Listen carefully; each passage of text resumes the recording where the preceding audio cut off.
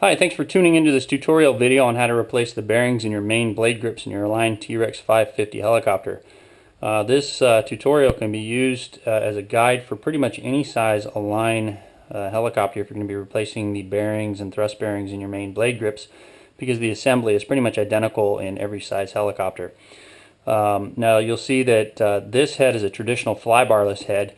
If you have an older flybar head or one of the newer direct flight control or DFC heads, same assembly here for the bearings. So this guide can be used for pretty much any Align helicopter if you're going to be replacing those bearings.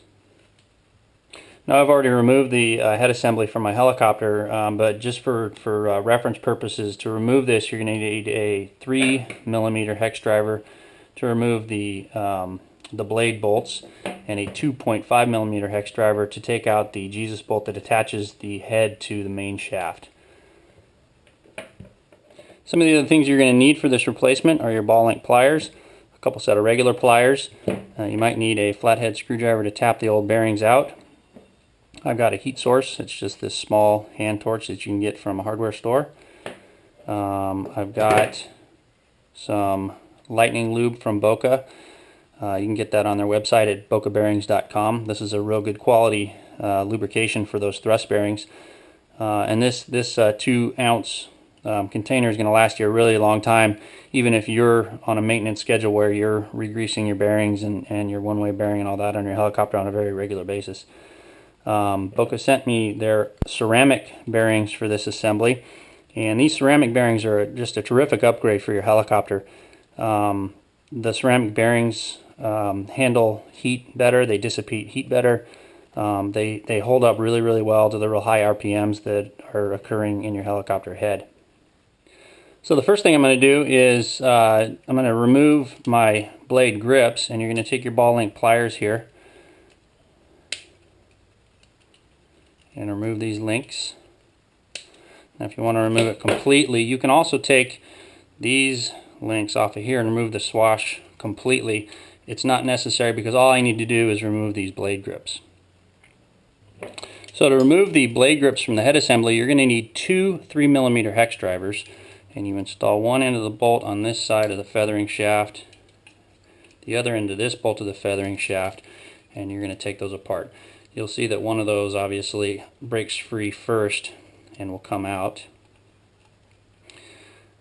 Now if you're unfamiliar with the assembly on here, you might want to refer to your owner's manual or keep a real good close watch of how all these washers, spacers, and bearings go together. When I pull this off of the feathering shaft, you'll see that there's a brass spacer there. I have a washer on the end of this screw here, and this is the outer race of the thrust bearing. Inside there you actually have the thrust bearing, and those usually fall right out. And notice that obviously a thrust bearing has two sides. It's got an open face and then a closed face. This open face, where you can see the bearings completely, goes into the inside of the blade grip.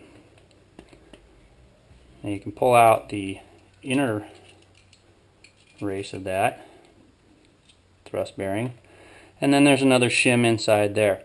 Now in my experience, depending on your helicopter, this shim sometimes is necessary to reduce the play.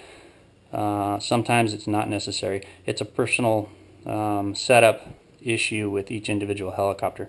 So that's a thrust bearing. That comes out real easy. Now the challenging part is there's a couple of bearings inside there, and those are usually put in with retaining compound. They're real tight, and they can be quite a challenge to get out.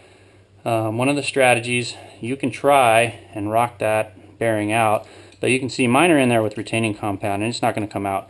So what you're going to use is a heat source. I'm going to use this small hand torch, and I'm going to heat this up for a few seconds. And what that does is aluminum expands faster than steel, and it also kind of breaks that bond of the retaining compound that's used in there. So I'm going to go ahead and heat this up for 10-15 seconds. This aluminum is going to expand, and I can kind of quickly work to pry that bearing out while that aluminum is still hot. Obviously you're going to be real careful. What I do is grab my part with a towel so I'm not burning my hands. I'm going to heat that up. I'm going to pop that out. Sometimes it takes 2 or 3 tries. Hopefully we'll get lucky on the first one on this one. Okay, so I'm going to light my torch here. And again, this is just a real cheap torch that you can get from a hardware store for about $8 or $10, but it's a real good heat source that you can use for small applications like this in your helicopter. So I'm going to go ahead and heat that aluminum up. Being real careful not to burn yourself. Hold it with some sort of towel or something, a pair of pliers.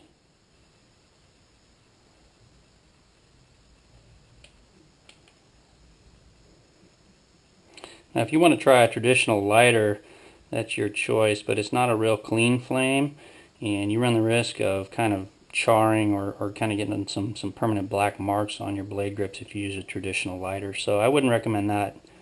Some people will also put their blade grips in the oven at 300 degrees or so for 15 or 20 minutes, and that heats it up sufficiently as well to get that bearing out. So we got that good and hot now, and we'll give it another shot. Okay, so this is on my 3rd round of heating. What I'm going to try and do is use my hex driver and go from the opposite side and push that bearing out. You can just grab the inner race of that old bearing from the inside, and there we go. That one pops out. We'll try the same thing with the inside bearing there. I'm going to heat it up. I'm going to tap it out from the outside. We'll do a little bit of cleanup inside that blade grip, and we're ready for the installation of our new bearings. Okay, so I've been heating that inner bearing for about 30 seconds or so. One word of caution, these can be very difficult, a little bit stubborn to get out. Just be patient, try and work those out. They'll eventually pop out. If you get a little frustrated, start jamming those things out, you run the risk of nicking and marring your blade grip, and your new bearings won't seat in there properly. So take your time. If it takes 3 or 4 times to heat that up and get those out without too much force, that is the best way to get these out without doing any kind of damage.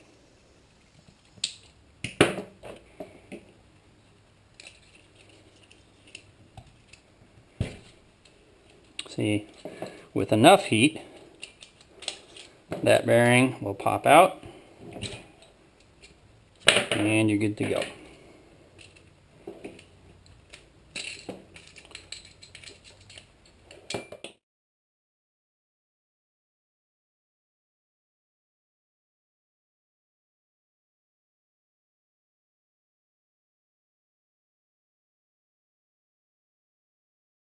Okay, so I have a nice clean dry blade grip there. I've got my replacement bearings from Boca, and as usual I'll go ahead and flash up the part number from Boca if you want to order them off their website.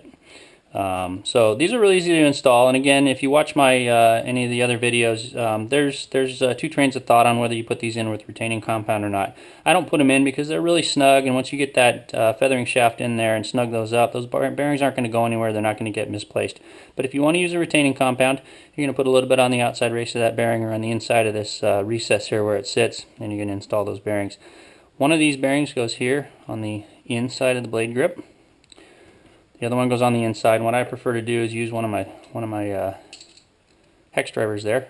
Put the bearing on there and you can guide it in nice and straight, and then you can get that down so where it's seated really flush, and that drops right in. Next step of the process is to get our thrust bearings prepared for installation, and what you're going to want to do, these bearings brand new will come dry, there's no lubrication on there. So you're going to want to use some sort of lubrication to really pack that bearing nice and good. I'm going to go ahead and use this lightning lube from Boca Bearings, and I'll show you how to get that all prepared. One more quick note before we get that bearing all greased up. You'll notice the original Align thrust bearings are printed with an in and an out. They make a distinction on which side goes on the inside of the blade grip and which side faces outward. Your new bearings from Boca don't have that distinction. I'm pretty sure they're identical, so you don't have to worry about which bearing goes on the in and the out. The only thing you got to worry about is when you install these, you'll notice there's a track or a recess on the insides of these things, and that bearing is going to sit there. Make sure you don't get those things backwards, because your thrust bearing won't work. So what we're going to do is get this thrust bearing all lubed up, and again there's an open side of this bearing and the closed side. You're going to take the open side there, and you want to make sure you get your lubrication down inside those bearings. Get it nice and lubed up. and depending on your preference, your style, how much you fly, how hard you fly, you're going to want to re-grease these bearings on a regular maintenance schedule. I know some folks that will take their head apart every 20 or so flights, clean out the old lubrication, put in new stuff. Other people go 50 or so flights. It's just a personal preference. But again, this Lightning Lube from Boca is a real good lubrication. It cuts down on the friction of that bearing. Now, once you get that nice and lubed up on the inside, you want to kind of clean up the outside and make sure you don't have a tremendous amount of slop going on there. But now you're ready to install that on your blade grip. Obviously it goes on the side closest to your blade. What I do is put them in one at a time, and I take and make sure that again, that recess where the bearing sits goes on the outside. I guide it down with a hex driver. Now the installation, again, the open side of those bearings goes in towards the head of the helicopter. Get that down in there. Get your outer race going there. Make sure that that's oriented the proper way. And you're ready to put that onto your feathering shaft. Okay, when I did that last step, one of the important things you really got to watch out for, I forgot to put my shim back in. So this shim sits on top of that standard bearing there, and I'm going to go ahead and put my my thrust bearing back in. Be real careful that you don't make the same mistake I did and not get that shim back in there. Okay, I got my bearings back in. Now obviously for brevity purposes, I'm not going to show you the identical process to take the bearings out of this side. I'm just going to show you real quickly how to put this back together. You should probably know how to do this fairly well. But you're going to make sure that you got that brass spacer there. You're going to put it back through your head block. Get your other brass spacer on this side. You can install this blade grip. Now obviously the Align logo goes up. Just make sure you get that proper on there. You're going to put that on here. Here's the bolt that goes into your feathering shaft. Now obviously when you put this back in, you're going to use some thread lock. Enough to get a nice tight bond there, but not too much that you're going to slop into your bearings there. Once you got that back on, you can put your head back on your helicopter and you're ready to fly. So I've got my head put back together, and what I'm going to do is make sure that these blade grips are turning buttery smooth with those brand new ceramic Boca bearings in there. It's all put back together. There's no lateral play. If you get a little bit of lateral play in there, you might need to go back and re-examine the shims in there and the size of those shims to make sure that there's no lateral play there and everything's operating nice and smooth. You're ready to put this back on your helicopter. Okay, so I've got my helicopter all back together. I'm going to let the Loctite dry in that head overnight to make sure everything is all nice and secure. We'll go out and do some flying. Again, I can't emphasize the importance of regular maintenance checks on your helicopters to make sure all those moving parts are operating smoothly, especially your bearings. You get a catastrophic failure of a bearing, things are going to seize up and you're going to spend a lot of money on your helicopters, where a little bit of maintenance here and there and a little bit of check is going to save you a lot of money, a lot of frustration, and a lot of build time. So thanks again to the folks over at Boca Bearings for making this series of tutorials possible on your Align T-Rex helicopters. If you have any questions or comments, I welcome them. Send me a message here on YouTube. And if you have any suggestions for any installation tutorials on any other bearings on your helicopter, shoot me a message and I'd be more than happy to accommodate you. So thanks again for watching and happy flying.